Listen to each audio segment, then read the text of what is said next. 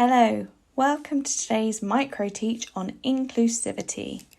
So you might have heard the word inclusivity before, but maybe not understood what it means in terms of an educational environment. So it means to be inclusive. It's a term in teaching which covers both what's learned as well as how you learn it.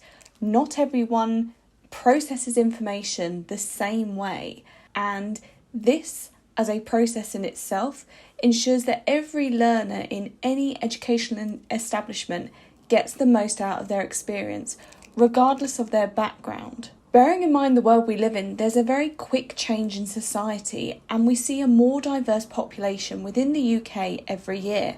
Thus, our teaching methods and materials must change to reflect this and constantly stay updated. What must also be noted is that inclusivity in schools also focuses on more of the legal requirements, such as the Equalities Act in 2010, to cover a diverse and rich learning process, with every aspect of teaching focusing on inclusivity as its core value. Everyone must feel included and heard. With inclusive practice, we must also think about diversity. So what is diversity? It's about valuing and respecting the differences in others. In terms of teaching, we want to create an educational environment that is fair for all. But what do we mean by fair? Fair isn't that everybody gets the same thing. In this case, fair is everybody getting what they need in order to be successful.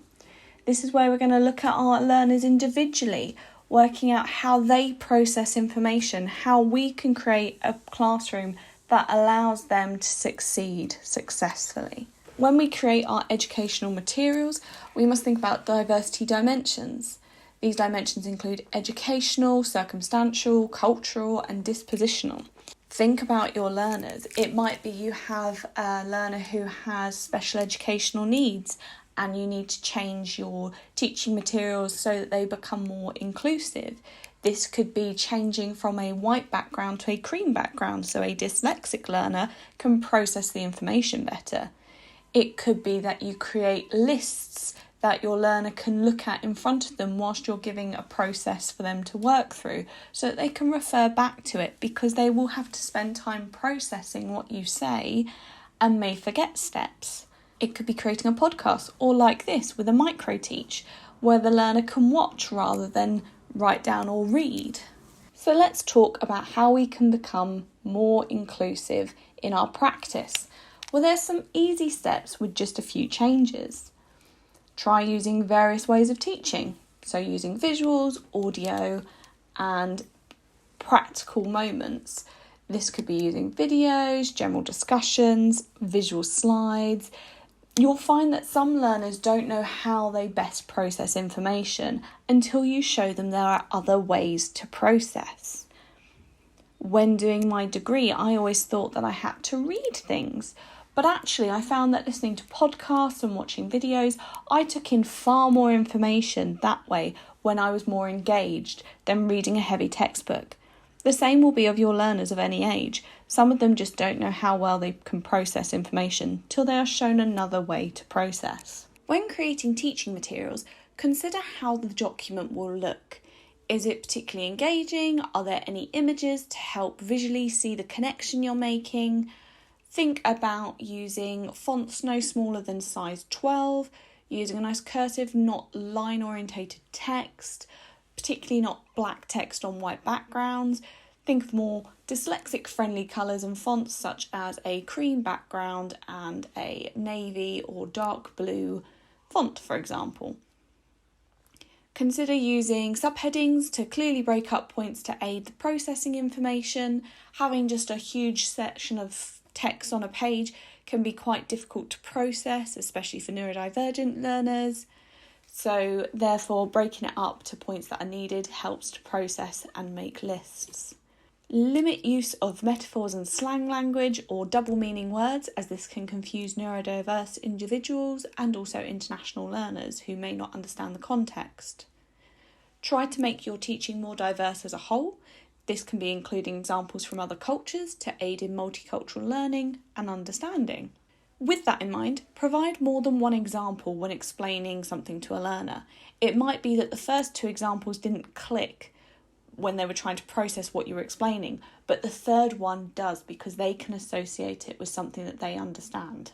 Give the learner time to process before jumping in with the next sentence. It might be that a learner needs a minute or 2 to fully process what you have said to them. Make sure that every student can access the classroom, learning tools and equipment. This difficulty could not only be a physical one, but also a financial one, technical one or cultural one. If you're asking learners to access a web page, think about whether all your students have access to a computer.